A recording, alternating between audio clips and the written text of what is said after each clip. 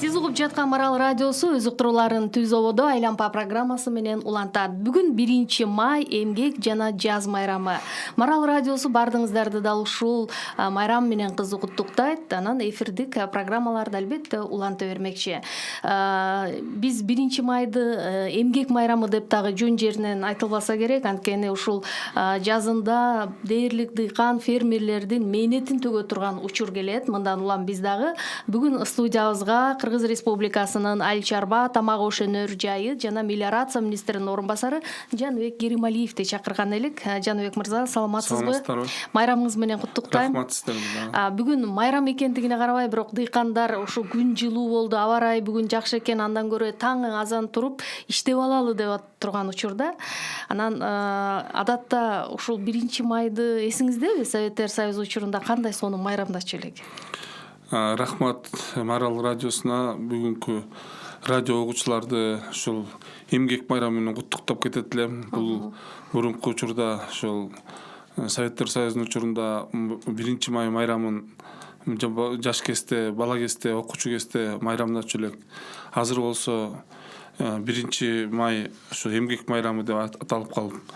Бул жерде дагы ошол эмгек менен майрамдайбыз. Эми парадка баскан күндөрүңүз эсиңиздеби? Парадка баскан күндөр эсте болду. Окуучу кезде, студент кездерде. Эми азыркы учурда мына өзүңүз жакшы билесиз. Жаз айы 2 жума эрте келгендигине байланыштуу.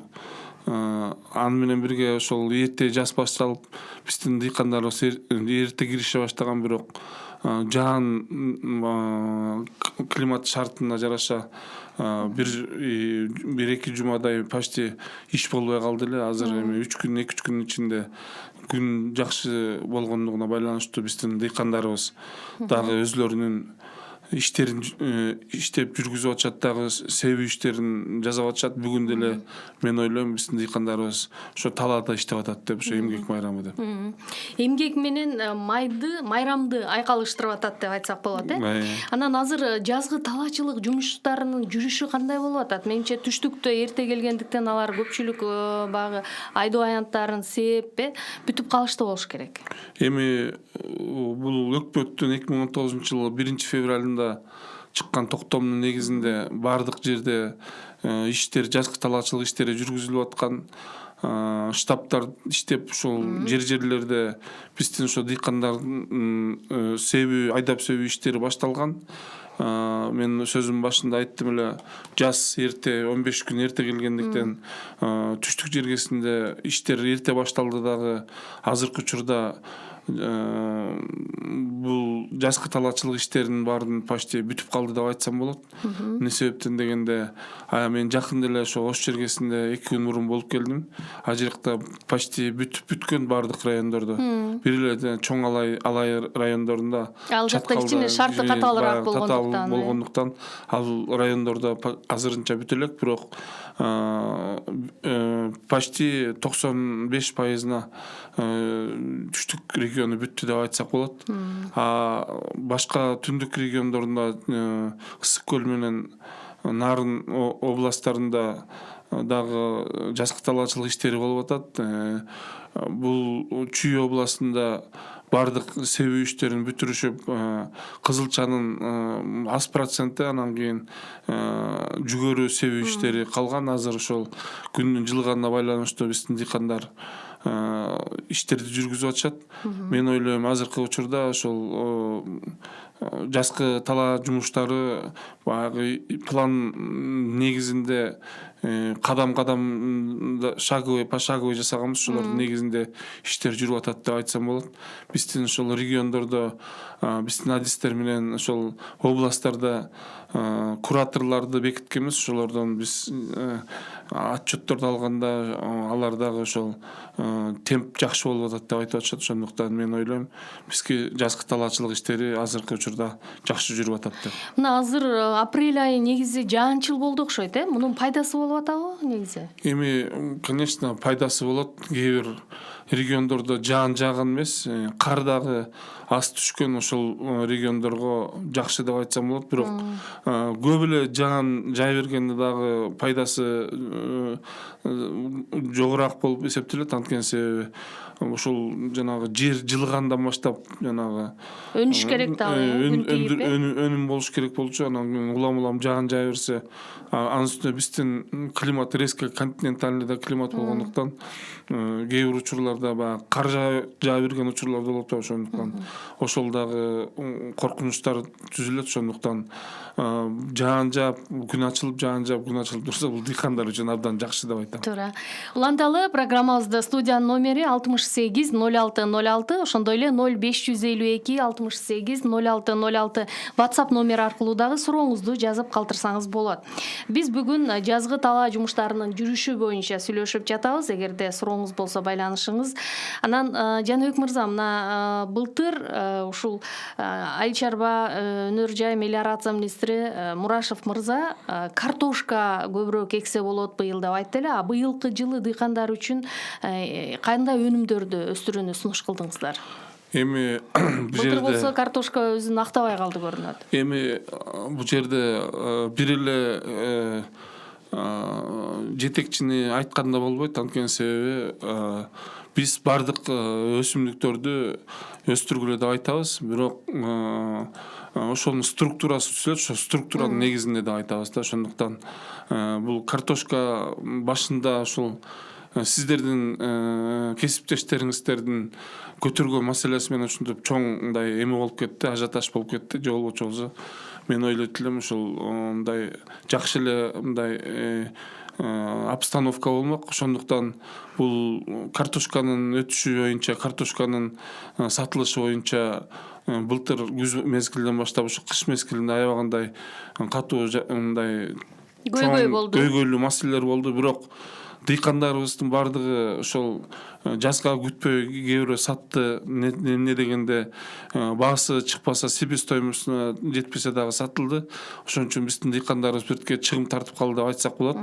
Ошо менен эле бирге башка жакынкы мамлекеттерибизде дагы ошо Казакстан болобу, Өзбекстан болобу, ошол мамлекеттерде дагы ошол картошканын түшүмдүүлүгү көп болуп, мурункуга салыштырмалуу ал жерлерде да көп болуп калды. Ошондуктан баа маселеси боюнча дагы биздин Кыргызстандагы баалар ошол эле Казакстанда, ошол эле Өзбекстанда болду. Ошондуктан баанын бирдей болгонуна байланыштуу биздин дыйкандарыбыздын картошкасы башка мамлекеттерге өтпөй калгандыгынан мындай кичине кыйынчылык болду.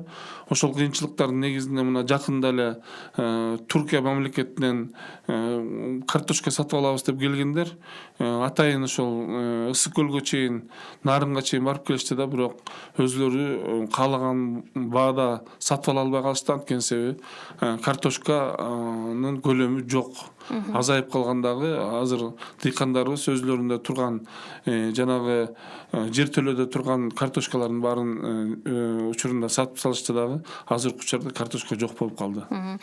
Быйылкы жылы кандай өнүмдөрдү өстүрүүнү сунуш кылып атасыздар? Эми негизи 2019-жылдын айыл чарба өсүмдүктөрүнүн түзүмүнүн жалпы аянты 1 миллион 200 миңден гектардан ашты. Же өткөн жылга салыштырмалуу 4,5 миңге кеңейттик.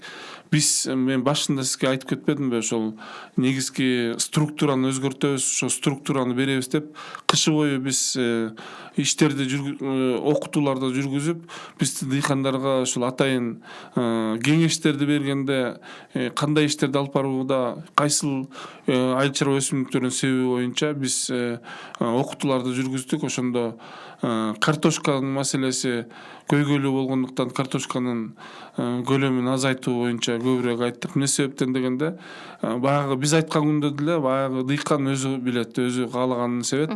Бирок ошол биз өзүбүздүн айтып аткан себебибиз дагы анан кийин азыркы учурда эң негизгиси ошол чыктуу тоют өсүмдүктөрүнө басым жасап атабыз. Керек деп атасыз. Эмне себептен дегенде, азыркы учурда биздин айыл чарбасында мал жандыгы көбөйө баштады. Алардын башы көбөйүп атат.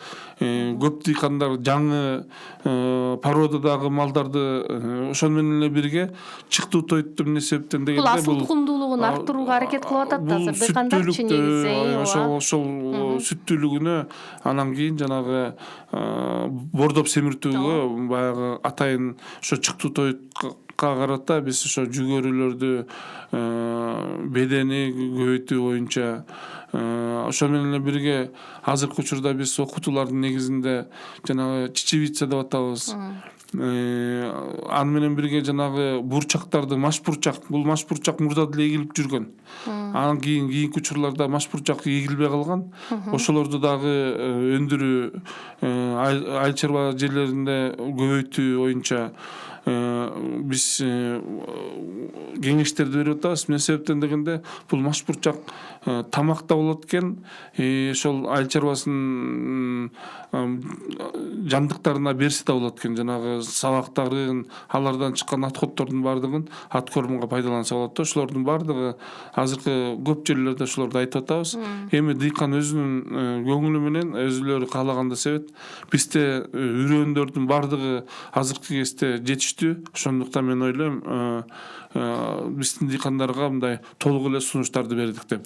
Жаныбек мырза, бул жерде негизи ошол айдалган үрөндөн тышкары дагы жер семирткичтерге көп нерсе көз каранды да. Анан жер семирткичтерди алып келүүдө, эгер мен жаңылбасам, жеке менчик компаниялар көбүрөөк аракет кылышат да. Анан дыйкандар дайыма айтышат, минералдык жер семирткичтерди алууда тоскоолдуктар болбогон менен баа жагынан келгенде бир аз кымбат болуп жатат депчи. Ошондуктан түздөн түз министрлик ушул багытта эмне жумуш жасап, кандай жардам бере алат? Эми бул жерде дагы биз минералдык жер семирткичтерди камсыз кылууда мурунку учурда ошол атайын мат резерв аркылуу алып келинчү. Азыркы учурда биз ошол биздин ишкерлер дагы иштерди жүргүзсүн деп атайын ошол өкмөт тарабынан биздин ишкерлерге мындай возможность берилди. Ошонун негизинде азыркы учурда жанагы жер семирткичтерди алып келүүчү ассоциациялар иштерди жүргүзүп атат.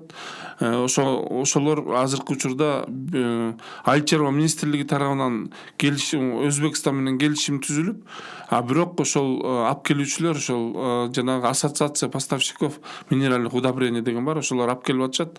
Эми бул жерден айта кетсем, эң негизгиси 395 миңге тоннага жакын минералдык жер семирткич керек болсо, учурда 68 миң тонна ташынып алып келинген. Азыркы жазгы талаачылыкка жетиштүү деп эсептесем болот. Ошо менен эле бирге жанагы мен башында айтпадымбы, ассоциациялар алып келип атат деп, ошолордун атайын жер семирткичти алып келип менен иштечү ассоциациялар өзлөрүнүн региондордо 55ке жакын точкаларды ачылды. Ошо точкаларда азыркы учурда жер семирткичтер булар азыр баасына сиздер таасир эте албайсыздар, бул эркин рынок деп. Жок, бул биз баасына ассоциациялар менен сүйлөшүп атабыз.